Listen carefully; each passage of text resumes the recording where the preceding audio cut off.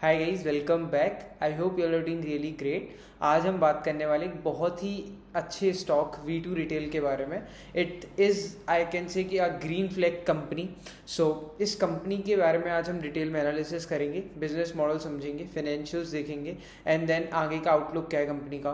Plus investors के बहुत सारे कंसर्न्स थे, like same store sales growth एक पैरामीटर होता है, वो नंबर इस कंपनी का कुछ टाइम से ड्रॉप हो रहा है। सो उसके रिगार्डिंग जो कंसर्न्स हैं एंड बहुत सारी चीज़ें हैं, मिथ्स भी हैं कुछ, and there are a lot of stuff जो लगता है कि और क्या रिस्क है, क्या अपॉर्चुनिटीज़ हैं, सारी चीज़ें हम डिटेल्स में कवर करने वाले हैं। एंड देन हम मेन चीज़ जो देखने वाले हैं आज के आगे जाके विज़न क्या है कंपनी का, एंड जो प्रमोटर्स हैं उन्होंने कौन कॉल में क्या कैसी क्या कमेंट्री दी है। So we'll cover almost everything. Yeah so let's finally start with the business model. तो देखो, as the name suggest V2 value and variety. ये कंपनी कपड़े बेचती है वैल्यू फैशन स्पेस में। You can consider it as a Zudio. देखो, जूडियो जो है उसका मार्केट सेगमेंट जो है, मार्केट टारगेट मार्केट है, वो जनरली जेनजीज हैं, जो college going and high school grades हैं, वो है उनका target market, if I were to talk about it. ठीक है, बट जो जूडियो आपका V2 रिटेल है, V2 रिटेल का जो टारगेट मार्केट है वो वैल्यू वाले लोग हैं, फैमिली सेगमेंट है, मोर प्रिसाइज होगा फैमिली सेगमेंट इनका। इट्स लाइक कि 100 रुपये से कपड़े शुरू होते हैं एंड 1000 रुपीज़ तक के कपड़े रहते हैं। सो पूरा वैल्यू वाला गेम है 100 रुपये से 1000 रुपये। ऑल्सो जूडियो का भी सेम गेम है, बट जूडियो का कहीं ना कहीं थोड़ा Gen Z focused design and all segment पे आप कह सकते हो। But V2 retail is sort of आपका पूरा फैमिली वाला एक जो मार्ट होता है ना, पहले अपन बिग बाजार वगैरह जाते थे, वहाँ हमें कपड़े भी मिलते थे। तो अब ये आप V2 रिटेल को समझ सकते हो, कपड़ों का बिग बाजार है। ठीक है, एंड V2 रिटेल का जो मेन फोकस रहता है, इन्हें ज़्यादा से ज़्यादा वैल्यू देनी है कस्टमर को एंड ज़्यादा से ज़्यादा वेराइटी देनी है, फ्रेश स्टॉक देना है कस्टमर्स को। सो इस कंपनी का ये पूरा सिद्धांत है, जिसके बेसिस पे क्या कर रहे हैं, स्टोर्स खोलते जा रहे हैं। अभी तक टोटल स्टोर काउंट जो फाइनेंशियल 26 अप्रैल मार्च 2026 तक रहा है, वो इनका 325 स्टोर्स हैं। 3.5 मिलियन स्क्वायर फीट एक रिटेल 3.5 मिलियन स्क्वायर फीट का रिटेल एरिया पे ऑपरेट कर रहे हैं। अभी लास्ट ईयर ही इन्होंने अराउंड 139 स्टोर्स खोले हैं एंड 3 स्टोर्स बंद करे। So net addition you can say 136 stores का नेट एडिशन है। सो बहुत ही तेज रफ्तार से कंपनी ग्रो कर रही है, तकरीबन 60% के कैगर से 2 साल से कंटिन्यूसली ग्रो कर रही है। एंड आगे के लिए भी इनका जो विजन है, इट्स रियली ग्रेट। अभी इस कंपनी के केवल 300 स्टोर्स हैं, 325, and what they are saying is कि इन्हें 2500 स्टोर्स रखने हैं इंडिया में एटलीस्ट। एंड हर साल इनका स्टोर एडिशन जो कैगर रहने वाला है 50 से 60% है।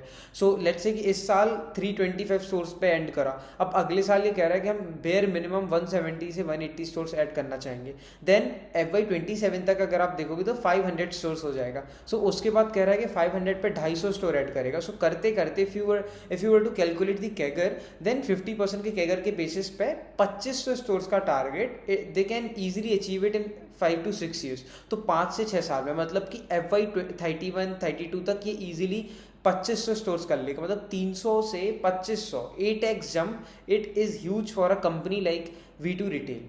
And if I were to give a history about this company, तो विशाल मेगा मार्ट को तो बहुत से लोग जानते ही होंगे। आपने V2 रिटेल के बारे में भले ही सुना हो ना सुना हो, बट विशाल मेगा मार्ट जानते ही होंगे, कहीं ना कहीं एक आध बार गए होंगे। सो विशाल मेगा मार्ट जिस बंदे ने शुरू करा था, ही इज़ रामचंद्र अग्रवाल। उन्होंने अपनी कंपनी विशाल मेगा मार्ट को 2007 में एक क्राइसिस के टाइम पे बेच दिया। मतलब उनके दुकानों के पास वर्किंग कैपिटल नहीं था, कुछ तो इशू था, I don't know that issue in detail, but वो 70 दुकानें थी उनकी, उन्होंने विशाल मेगा मार्ट की वो बेच के एक नया ऑफिस बनाया, नया ब्रांच खोली V2 रिटेल के नाम से। एंड V2 रिटेल उन्होंने एक विजन बनाया कि हमें कपड़े वाले सेगमेंट में ही ऑपरेट करना है, एंड बहुत सारी चीज़ें करी। मतलब अभी आप देखोगे तो 2022-23 तक ये वही कहानी थी, इनके 50-60 स्टोर पे ऑपरेट कर रहे थे, 60-70 स्टोर पे। एंड दे मेनली इनका था कि कभी कभार मैन्युफैक्चरिंग में घुस गए कि चलो कपड़े खुद मैन्युफैक्चर करते हैं फिर बना के बेचते हैं। बट अब जाके इन्होंने थोड़ा सा मॉडल अपना स्टेबलाइज करा है। एंड अगर मैं इनके बिजनेस मॉडल की बात करूं तो देखो ये करते क्या, लेट्स से दिल्ली है, दिल्ली, बेंगलोर, बांग्लादेश, ऐसे जैसी जगह है, यहाँ पे कपड़े बनते हैं मैन्युफैक्चरर से। तो मैन्युफैक्चरर जो है वो सप्लायर को देता है, ठीक है, सप्लायर से डायरेक्ट V2 रिटेल लेता है या फिर मैन्युफैक्चरर से। ठीक है, V2 रिटेल खुद कपड़े नहीं बनाता, ये सप्लायर से लेता है, जो भी सप्लाई करते हैं, जैसे डिस्ट्रीब्यूटर होता है, किसी ने मैन्युफैक्चरिंग यूनिट से बल्क में माल उठाया, अलग अलग लोगों को भेजा। सो अलग अलग जो लोग हैं खरीदते हैं, one of them is V2 retail. ये कंपनी करती मेनली यही है कि ये एक सप्लायर का नेटवर्क बना रखा है इन्होंने, लेट्स से 100, 200, 500 सप्लायर्स का, I don't know the exact number. Suppliers का जो नेटवर्क है उनको बोला कि भाई हमको ये रिक्वायरमेंट है, एंड देन जो आपका सप्लायर होगा he will ultimately arrange the fabrics for you, और उसके बाद V2 रिटेल डायरेक्ट वो फैब्रिक्स को अपने स्टोर पे लाता है। इनके एक सेंट्रल हब्स होते हैं, लेट्स से कि इंडिया में इनके जो लोकेशन, एक हब से 5 लोकेशन या 10 लोकेशन ये डिलीवर करते हैं। सो एक हब बना लिया लेट्स से मध्य प्रदेश में, तो मध्य प्रदेश में पूरा मध्य प्रदेश और उत्तर प्रदेश का एरिया एक हब कवर कर रहा है। उस हब से ये अपने आसपास के जितने भी स्टोर्स हैं सारे कवर करते हैं, एंड वहाँ से आपके स्टोर्स पे गए, स्टोर्स पे आपके जो स्टाफ है, staff will organise the everything, और स्टॉक रखेगा, इन्वेंट्री रहेगी उनके पास, एंड कस्टमर विजिट करेगा, खरीदेगा, एंड देन इवेंचुअली ये साइकिल चलता जाता है। जैसे यहाँ से स्टॉक निकला, गोडाउन से आया यहाँ पे, फिर ऐसा रहता है सीन। सो अब तो अगर मैं बात करूँ इसके जो नंबर्स की, देखो बिजनेस मॉडल तो मेनली यही है कि यार सप्लायर है, सप्लायर से खरीदा माल और अपने स्टोर्स पे लाके रखा है, कस्टमर्स ने लेके तुमसे घर चला गया, ठीक है।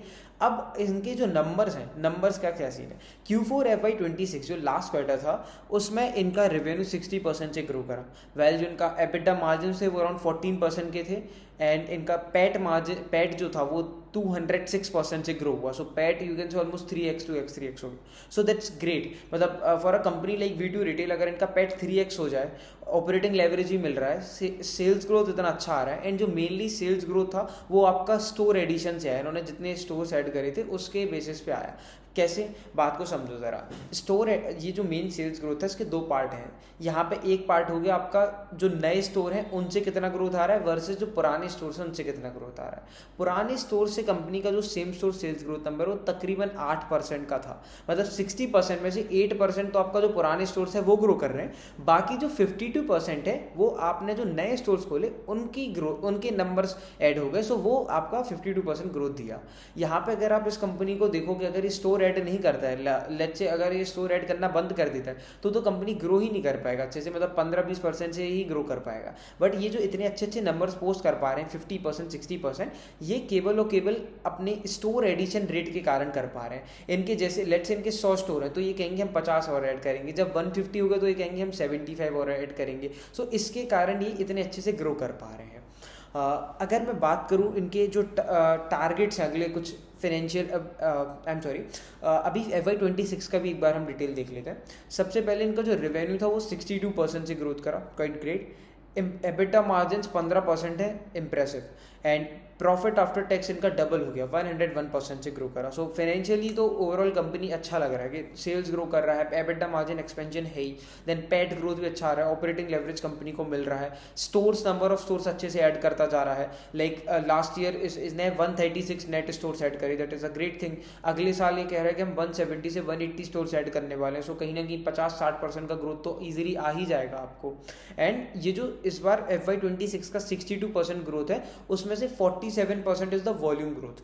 अब एक चीज़ अच्छी जो हो रही है, बात को समझो, यहाँ पे वॉल्यूम ग्रोथ आपको दिखेगा कि यार ये कंपनी ऐसा तो है नहीं कि 12-13% से अपने कपड़ों के प्राइस बढ़ा दे, क्योंकि ये है ही वैल्यू फैशन सेगमेंट में, तो ये कपड़ों के प्राइसेस कैसे बढ़ा सकते हैं। अगर प्राइसेस इतने ज़्यादा बढ़ा देंगे 15%, तो फिर भाई आपके इतने सारे कंपेटिटर्स हैं, ज़ुडियो, स्टाइल बाजार, वी मार्ट, दुनिया भर के कंपेटिटर, अब तो रीजनल प्लेयर्स भी हैं। सो कैसे आप सर्वाइव करोगे, तो इतना ज़्यादा प्राइस तो ऑब्वियसली कंपनी नहीं बढ़ा सकती। सो इसके पीछे का रीज़न क्या है कि आखिर ये कंपनी इतना ज़्यादा कैसे, मतलब इनका जो वॉल्यूम सेल्स 62% है बट वॉल्यूम ग्रोथ 47%, इसके पीछे का रीज़न है प्रोडक्ट मिक्स में चेंज आना। बात को समझो, लास्ट ईयर तक ये कंपनी बहुत सारे आर्टिकल्स में डील करती थी, लेट्स से डिओड्रेंट्स भी हैं, हैंडकरचीफ्स हैं, टाई है, छोटे छोटे एसेसरीज हैं, छोटे छोटे प्रोडक्ट्स हैं, उसमें नंबर ऑफ प्रोडक्ट ज़्यादा होते हैं वॉल्यूम वाइज, ठीक है। तो उस टाइम पे वॉल्यूम ग्रोथ अच्छा था, बट अभी के टाइम पे कंपनी ने क्या करा, उन्हें जो हाई मार्जिन प्रोडक्ट्स दिखे हैं जिनको लगा कि better margin products and better sale आ जाएगा इनसे, लेट्स से विमेंस वेयर में इनको देखा कि कुर्ती जो ये लेके आए थे इनका अच्छा परफॉर्म कर रहा है, so they started selling more number of kurtis, and उन्होंने डिओड्रेंट का सेक्शन हटा के लेट्स से पूरा सेक्शन में कुर्ती लगा दी डिओड्रेंट की जगह में। सो कहीं ना कहीं बेटर कन्वर्जन हो गया, बंदे को एक बेटर वैल्यू मिल गया। कुर्ती लेने आ रहा था उसको पहले 10 कुर्ती देखने मिल रही थी, अब उसको 20 कुर्ती देखने मिल रही, तो ज़्यादा नंबर रहेंगे चूज करने के। क्या पता वो पहले एक प्लान करके आया था, क्या पता वो 2 ले ले, अपने साथ किसी को ले वो ले ले। सो एक वाइड वैरायटी मिल गई, plus kurtis are a better margin product as compare to deodorants. So for company level it is a good thing, and ये सेल्स पर स्क्वायर फीट में एक बूस्ट लेके आता है. So quite impressive thing. Product mix में change करा, high margin products की तरफ जा रहा है, मतलब जिसमें पैसा ज़्यादा बनता है. यार देखो अल्टीमेटली ना धंधे का जो गोल होता है वो भाई पैसा बनाना होता है. कौन कितना पैसा बना के निकलेगा, that is the core thing. ठीक है, आज दुकान हर कोई खोल लेगा, बट उसको मैनेज करना एंड उससे पैसा निकालना, जनरेट करना is one of the most important thing. यहाँ पे आप जो भी बिजनेस लेते हो हमेशा एक चीज़ ध्यान रखना, उस धंधे में मैनेजमेंट का मेन फोकस जो होना चाहिए ऑब्वियसली सेल्स ग्रोथ पे होना चाहिए, बट एक जो कोर एजेंडा होता है ना प्रॉफिटेबिलिटी पे फोकस होना ही चाहिए धंधे में. ठीक है, सो कंपनी का अब देखो ये हाई मार्जिन प्रोडक्ट बेचेगा, मतलब मान लो कोई प्रोडक्ट जगह उतनी ले रहा है बट उसके साथ अलग कोई, जैसे डिओड्रेंट है, 4 डिओड्रेंट की जगह एक कुर्ती रख दी, बट मार्जिन उनमें डबल है कुर्तियों में. सो यार कहीं ना कहीं फायदा हो गया ना आपको. सो that is a good thing कि आप हाई मार्जिन प्रोडक्ट की तरफ शिफ्ट कर रहे हो. It is a green flag for us. ठीक है, अब मैं बात करूँ तो अब देखो जियो पॉलिटिकल इश्यूज जो चल रहे हैं उसके कारण कमोडिटी के प्राइसेस बढ़ रहे हैं, यान कॉटन इन सब चीज़ों के प्राइसेस बढ़ रहे हैं. बट इसके कारण प्रोडक्ट की जो प्राइसेस हैं, जनरल प्रोडक्ट्स वैल्यू कपड़े हैं, कपड़ों के प्राइसेस में अभी इतना ज़्यादा इंपैक्ट नहीं देखने मिल रहा है. बट इन फ्यूचर 3 से 4% का price hike is expected, and company से इसके 3 से 4% का प्राइस हाइक लेट से हमें करना पड़ेगा. वो 1000 रुपये पे 1040 रुपये हो गया, तो इतना ज़्यादा इंपैक्ट नहीं करेगा, हमारे वॉल्यूम्स उतने ज़्यादा इंपैक्ट नहीं होने चाहिए. पहली चीज़ अच्छी चीज़ है कि यार कंपनी का एक्सपेक्टेशन जो है, और जनरली 30-40 रुपए के प्राइस हाइक से इतना फर्क नहीं पड़ेगा. बट हाँ 15% कर दिए तो ऑब्वियसली फर्क पड़ेगा, कंपेटिटर मार देंगे. कंपेटिटर ने अगर प्राइस हाइक नहीं करा तो फिर तुम गए काम से. ठीक है, क्योंकि इतना मोट नहीं है. V2 रिटेल के पास जो है, आप देखो कपड़े ही बेच रहे हैं, कपड़े में ऐसा इन्होंने कोई ब्रांड अपना बनाया नहीं है, वो बाहर से आउटसोर्स करके बेच रहे हैं. सो इनके पास कोई मोट नहीं है कि एक अलग से ब्रांड हो. बट जो एक अच्छी चीज़ है, ये प्रॉपर एक मॉडल बना रखें कि अच्छी क्वालिटी दे रहे हैं और फ्रेश स्टॉक दे रहे हैं एंड अच्छी प्राइस पे दे रहे हैं. सो ये 2-3 जो मोड है ना, ये एक साइमल्टेनियसली एक साथ करना is a bit difficult task in India, and इस चीज़ को V2 रिटेल ने क्रैक कर लिया. So it is a good thing. मैं इनकी बुराई नहीं कर रहा हूँ कि ये एक ब्रांड नहीं बना पाए. आई एम सेइंग कि इन्होंने 3 से 4 चीज़ एक साथ मैनेज कर ली. It is a good thing. But again at the same time अगर कोई बंदा इसी चीज़ में ब्रांड भी बना लेता है अपना खुद का, कि उसका लेबल के नाम से बिक रहा है V2 के नाम से, एंड लोग बाग उसके लेबल का डिमांड कर रहे हैं, तो इट इज़ मतलब फिर तो क्या ही कहना, कुछ बचे ही नहीं. मतलब सैल्यूट है उस इंसान को. But it is bit difficult कि आप उसमें मैन्युफैक्चरिंग में घुसना बहुत डिफिकल्ट हो रहा था. सो कंपनी ने यही सिंपल मॉडल रखा कि भाई हम सप्लायर से लेते हैं, डायरेक्ट माल बेचते हैं, ब्रांड के चक्कर में पड़ते नहीं है. बस ध्यान रखेंगे क्वालिटी मेंटेन हो, प्राइस सॉलिड हो, माल बिकेगा. एंड जेन्युइनली इंडिया में यही होता है, प्राइस सही है, क्वालिटी सही है, माल बिकेगा दम से. सो बिक रहा है, V2 रिटेल बेच के बता रहा है उनको. ठीक है, अब अगर मैं बात करूं, so as the company set के कोई इतना सिग्निफिकेंट इम्पैक्ट नहीं आ जाएगा 3 से 4% के प्राइस हाइक से, और हम हमेशा अपने मार्जिन्स को एक स्ट्रेंथन करने के पॉइंट ऑफ व्यू पे ही रहेंगे, और they look forward to maintain the gross margin at 28 से 30% का range. Quite good thing. And they are building for a 20-year vision. हमें 1-2 साल की तो बात ही नहीं करनी है, 20 साल का अगला विजन है. And what they are saying is कि हमें तो बेयर मिनिमम इंडिया में पहले 2500 स्टोर्स ऐड करने हैं, तभी 25 स्टोर नेट स्टोर चाहिए इंडिया में टोटल काउंट बेयर मिनिमम, तभी जाके हम कुछ और प्लान्स के बारे में सोचेंगे. एंड हमने मॉडल इतना अच्छा बना लिया कि हम उस मॉडल को कितना भी स्केल कर लें, we can be at the top. So that is a good thing. Management की कमेंट्री बहुत ही बुलिश थी. एंड दिस अब यहाँ पे अगर सेल्स की अगर अपन बात करें, Q1 कैसा पैन आउट कर रहा है. अप्रैल कंपनी का बहुत अच्छा गया, बट कंपनी ने थोड़े से कंसर्न्स दिखाए मे के मंथ में. दे सेड कि कंपनी के जो मई का मंथ की सेल्स है उसमें थोड़ा मोड़ा इम्पैक्ट आया है. Although may is one of the highest selling month, इनका सबसे ज़्यादा हाई रेवेन्यू मंथ होता है मे, बट थोड़ा सा इम्पैक्ट आया है. बट ओवरऑल अगर आप देखो तो इतना ज़्यादा मेजर इम्पैक्ट नहीं है, and we can do good. इनका मतलब ओवरऑल बुलिश ही था, थोड़ा मोड़ा बस बताया कि थोड़ा मोड़ा इम्पैक्ट है, बट इतना ह्यूज इम्पैक्ट नहीं आने वाला है Tier 2 Tier 3 सिटीज़ में specially. And what they have guided us for इसके 50 से 60% की रेवेन्यू ग्रोथ हम करने वाले हैं अपने नेक्स्ट 2 ईयर्स में. एंड दे आर सेइंग कि 50 से 60% का नेट स्टोर एडिशन करना ही हमें अगले लेट से 4-5 साल तक. एंड व्हाट दे सेइंग इसके 2500 स्टोर पहुंचना है. सो अगर मैं पूरे एक चार्ट बताऊं आपको तो FY26 में they have around 325 stores, 27 they are going to end with 500 stores, then 28 750, 29 में अराउंड 1100 1150, देन FY30 में 1700 स्टोर्स होंगे, FY31 में 2500 स्टोर्स होंगे. इट इज़ बेस्ड ऑन 50% कहेगा फॉर नेक्स्ट 5 ईयर्स. तो समझ लो इतने ज़्यादा स्टोर ऐड करने का प्लान कर रहा है. एंड अब कंपनी ने बात की भाई इतने स्टोर ऐड करोगे तो करोगे कैसे, तो आगे वाले वाले 2 साल की विजिबिलिटी है। FY27 में कंपनी 180 से 170 से 200 स्टोर्स ऐड करेगा, लगभग आप समझ लो 200 स्टोर ऐड कर रहा है। तो ये 200 स्टोर्स कंपनी के पास जो इंटरनल एक्रूअल्स हैं, अंदर पैसा बचा है और बैलेंस शीट का जो कैश है उसी को यूज़ करने वाला है। FY28 के लिए पहली प्रायोरिटी कंपनी की रहेगी कि वो बैंक से लोन लेके कर ले, अपना शेयर नहीं बेचेगा, क्योंकि उसका डेट टू इक्विटी रेशियो भी बहुत ही हेल्दी है। दे आर सेइंग कि हम लोन लेना प्रेफर करेंगे एज कम्पेयर टू अपने शेयर वगैरह बेचना। सो पहली प्रायोरिटी डेट रहेगा। सो डेट के बेसिस पे FY28 में ऐड करेंगे। आगे की भी उतनी क्लैरिटी अपन को नहीं मिली। जैसे ही टाइम निकलता जाएगा वैसे में मिलती जाएगी क्लैरिटी। एंड वो जैसे अब इनकी एक अच्छी चीज़ जो है कि अब देखो यार, वर्किंग कैपिटल साइकिल की अगर आप बात करोगे तो last year working capital days around 45 था ऑपरेटिंग साइकिल, बट इस साल 80 डेज के अराउंड है, तो ये बढ़ गया। इसके पीछे का रीज़न ये है कि इन्होंने अपने पेएबल्स, इनके जो पेएबल्स थे, इन्होंने पहले से एडवांस में अपने सप्लायर्स को पे कर दिया। अब यार आप किसी भी बिजनेस में हो ऑन अ जेनरिक नोट, मतलब आप पहले से अपने मतलब इट्स लाइक कि आप एडवांस में पे कर रहे हो, ठीक है। तो जनरली नहीं करते लोग, यही चाहेंगे कि यार जब एंड डेडलाइन आएगी या फिर क्रेडिट पे ले लो तब कर देंगे। बट V2 रिटेल का ना थोड़ा सा मानना अलग है, बहुत सारे बिजनेसमैन का मानना यही होता है, डिपेंड्स ऑन द सिनेरियो। अब V2 रिटेल कह रहा है कि यार हमें ना अपने सप्लायर के साथ एक अच्छा घनिष्ठ रिलेशन बनाना है। They are working on relation. तो इनका तो देखो ये हर साइड पे काम कर रहे हैं, कह रहे हैं कि यार कस्टमर के लिए तो हमने एक अच्छा स्टोर बना दिया, अच्छा प्रोडक्ट प्रोवाइड कर रहे हैं उन्हें और वैल्यू भी दे रहे हैं एंड वैरायटी भी दे रहे हैं। बट सप्लायर्स का क्या, सप्लायर्स का ध्यान कौन रखेगा? अगर हम सप्लायर्स का ध्यान नहीं रखें तो फिर कहीं ना कहीं हमारा कस्टमर नाराज हो जाएगा क्योंकि उसे माल नहीं मिलेगा। तो इसलिए इन्होंने क्या करा, सप्लायर को फिक्स करा। सप्लायर के लिए ये क्या कर रहे हैं, इन्होंने एडवांस में पे करा, ठीक है, जिससे उन्हें वर्किंग कैपिटल की दिक्कत ना हो और इनके लिए सप्लायर्स के लिए कहीं ना कहीं प्रायोरिटी कस्टमर V2 रिटेल बन जाए। एंड V2 रिटेल अगर सप्लायर्स के लिए प्रायोरिटी कस्टमर बन जाता है देन इससे अच्छी बात कोई है ही नहीं कि जो भी स्टॉक उसके पास है वो सबसे पहले V2 रिटेल को दे रहा है और अच्छे डिस्काउंट्स भी दे रहा है। सो V2 रिटेल के लिए एक अच्छी चीज़ होगी। सो इसलिए ये ना अपने सप्लायर्स के साथ रिलेशन मेंटेन कर रहा है, तो कहीं ना कहीं पूरी एक जो लाइन है आप समझो, सप्लायर के साथ भी मेंटेन कर रहा है, अपने वर्कर्स के साथ भी अच्छा मेंटेन कर रहे हैं, देन अब बोनसेस देता है उनको। एंड इनफैक्ट उन अपने जो कस्टमर्स उसके साथ भी पूरा एक सर्किल अगर आप अच्छे से मैनेज कर पा रहे हो ना, no one can stop you from begging like अच्छी कंपनी 2500 स्टोर्स का जो टारगेट है, no one can stop you. अगर आपने सारी चीज़ें मेंटेन करके रखी, आप पूरे सर्किल में सभी को खुश रखोगे then no one can stop you.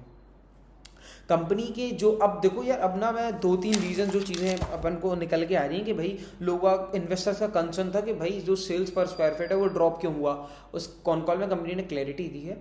अब पहले जो लोग नए हैं जिनको नहीं पता सेल्स पर स्क्वायर फीट क्या होता है, उनको मैं थोड़ा सा एक आसान भाषा में समझा देता हूँ। देखो आप लेट से एक रिटेल स्टोर आपका है, ठीक है, उसका एरिया है 10,000 स्क्वायर फीट एंड आप उसमें 1 लाख रुपए की सेल्स कर रहे हो एक महीने का। सो 1 लाख रुपए की सेल्स कर रहे हो एंड तो आपकी 1 स्क्वायर फीट में कितनी सेल्स है, 10 रुपए की सेल्स। 1 लाख डिवाइडेड बाई 10,000 मतलब 10 रुपये पर स्क्वायर फीट की आपकी सेल्स है, ठीक है। अब लेट से आप एक और नया स्टोर ऐड करोगे, आपने सेम 10,000 स्क्वायर फीट का स्टोर ऐड करा, क्या आपका जो पहला स्टोर है वो 1 लाख रुपए कर रहा था, ठीक है। अब दूसरा स्टोर क्या आपका जैसे ही आपने ऐड करा, जिस दिन ही ऐड करा उसी दिन से 1 लाख रुपए तक की सेल्स करना शुरू कर देगा? नहीं, answer is no. It needs promotion. धीरे धीरे लोगों को उस स्टोर के नए स्टोर के बारे में पता चलेगा एंड वो धीरे धीरे उस स्टोर पर जाएंगे, ठीक है। एकदम से 1 लाख रुपए की सेल्स नहीं हो जाएगी, पहले को 10,000 की हो, 20,000 की हो, 30,000 करते करते 1 लाख रुपए की सेल्स होगी। क्या पता 1 लाख के पास आगे भी बढ़ जाए सेल्स आपकी। सो स्टार्टिंग में आपका sales per square feet drop करना शुरू हो जाएगा, बिकॉज देखो आपकी जो सेल्स, आपका जो टोटल एरिया होगा 20,000 स्क्वायर फीट हो गया 2 स्टोर्स के साथ एंड पहले स्टोर का सेल्स 1 लाख है एंड लेट अस अज्यूम कि दूसरे स्टोर का सेल्स 70,000 रुपीज़ है। तो 1,70,000 डिवाइड बाई 20,000 अगर आप करोगे तो कहीं ना कहीं आपका जो सेल्स आया ना पर स्क्वायर फीट वो 8.5 रुपीज़ आया। पहले तो 10 रुपये था, अब 8.5 रुपये है। यार ये तो 15% ड्रॉप हो गया, तो ये गलत है क्या? नहीं जी, ये गलत नहीं है। धीरे धीरे टाइम तो दो भाई उस स्टोर को। ऐसे ही V2 रिटेल के साथ है कि जो इनके नए स्टोर्स हैं they generally operated 70% of the old stores. नया स्टोर लेट से 10 करोड़ की सेल्स, पुराना स्टोर 10 करोड़ की सेल्स कर रहा है, तो जो नए स्टोर्स हैं वो 7 करोड़ की सेल्स करते हैं पहले साल में। देन धीरे धीरे 2 से 3 साल में वो 100% पे 7 करोड़ से 10 करोड़ पे आते हैं। धीरे धीरे 2 से 3 साल का टाइम लगता है उस चीज़ में। एंड इसके कारण आपको क्या होगा कि यार नए स्टोर की सेल्स कम रहती है जनरली में, तो और पर एरिया तो नहीं है, बल्कि ज़्यादा हो जाता है किसी किसी टाइम तो आपको सेल्स पर स्क्वायर फीट कम दिखता है। And you are like concern कि यार ये तो क्या हो गया, sales per square feet drop हो रहा है, तो हमें ऐसे ही नहीं जम नहीं रही कंपनी।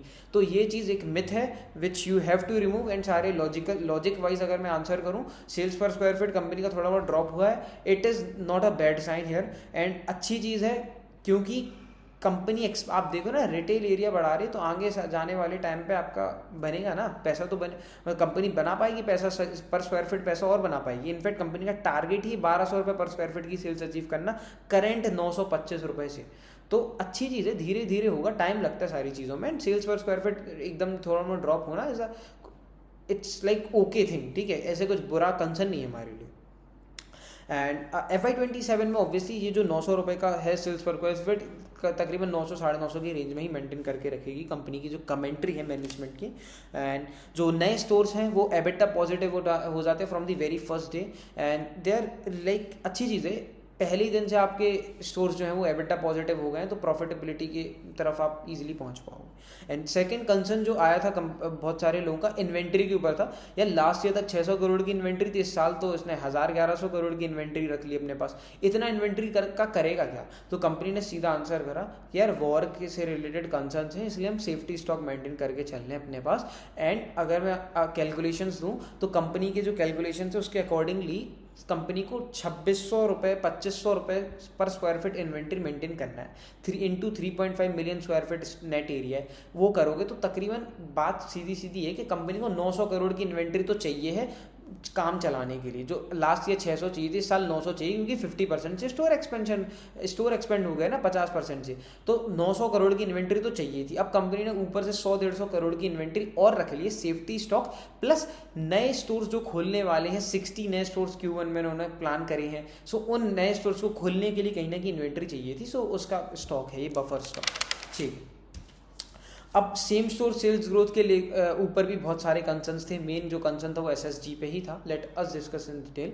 सो Q4 FY26 में same store sales growth company का 7.75% रहा, वाइल FY26 में ये 8.58% रहा। कंपनी ने सीधे सीधे हमें क्लैरिफाई करा कि जो same store sales growth number है, सेम स्टोर सेल्स ग्रोथ जिनको नहीं पता, let me discuss it in detail. बात सिंपल सी है, आपका एक लेट से आपने 2020 में, आज से 5 साल पहले एक स्टोर खोला था, वो पहले 100 रुपये की सेल्स कर रहा है, ठीक है, करते करते लेट से 2025 में उसने 200 रुपये की सेल्स करी, 2026 में उसने 220 रुपीज़ की सेल्स करी, तो आपका 200 से 220 है। मतलब पुराना स्टोर जो है, आपका पुराना स्टोर है इतने साल पुराना, उसमें कितनी ग्रोथ आ रही है सेल्स की, उसमें 10% की ग्रोथ है। तो सेम स्टोर सेल्स ग्रोथ उसका 10% है। अब आपका ये सेम स्टोर सेल्स ग्रोथ वाला नंबर धीरे धीरे ड्रॉप हो रहा है in case of V2 retail.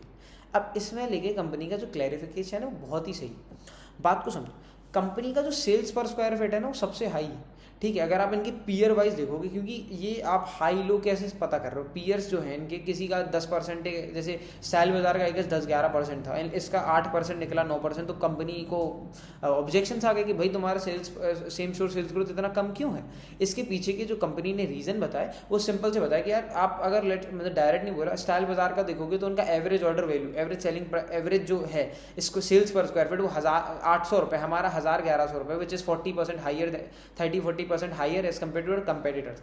मतलब 1000 रुपये पे ग्रो करना 10-12% is bit difficult as compare to 700 रुपये पे ग्रो करना। बात को समझ रहे हो? तो वही चीज़ है, वैल्यू वाइज तो कंपनी ग्रो कर रही है, नंबर वाइज, बट तुम्हें परसेंटेज पॉइंट वाइज नहीं देखेगी उतनी ग्रोथ। एंड कंपनी ने एक लाइन एड ऑन करी कि यहाँ पे जो हमारा अल्टीमेट गोल है ना वो हाइयर पर स्क्वायर फीट ग्रॉस प्रॉफिट बनाने का है, एंड हम उसी पे काम कर रहे हैं। And same store sales growth number आपको कम ज़्यादा क्यों दिख रहा है परसेंटेज पॉइंट पे, क्योंकि वो आप हमारे बेस को तो देखो, बेस ही इतना बड़ा है साला, उसके कारण कम ग्रोथ हो पा रहे हैं हमारी, तो आप उसके कारण हमारे पीछे पड़ गए, तो that is not a good thing, ठीक है। एंड ओवरऑल जो कंपनी की प्रॉफिटेबिलिटी है, तो एबिटा लेवल पे मैं बात करूं तो पुराने स्टोर से 11-12%, नए स्टोर से 5 से 6%। And one more thing to mention here is कि जितने भी आर्टिकल्स हैं, जैसे 100 प्रोडक्ट है, 100 में से 90 प्रोडक्ट इनके फुल प्राइस पे ही बिकते हैं, कोई डिस्काउंट नहीं दे रही कंपनी। सो अच्छी चीज़ है कि कोई डिस्काउंटिंग वगैरह का ज़्यादा सीन नहीं है। और ओवरऑल अगर मैं फाइनल समराइज करूँ कंपनी की एक समथिंग लाइक मतलब समराइज टाइप, तो देखो यार कंपनी भी वैल्यू फैशन स्पेस में काम कर रही है एंड ये स्पेस धीरे धीरे इंडिया में अच्छा करने को पोजीशनड है। 9 से 12% की ग्रोथ कैगर एक्सपेक्टेड है ऑर्गेनाइज रिटेल में, एंड ये ऑर्गेनाइज रिटेल का ही पार्ट है।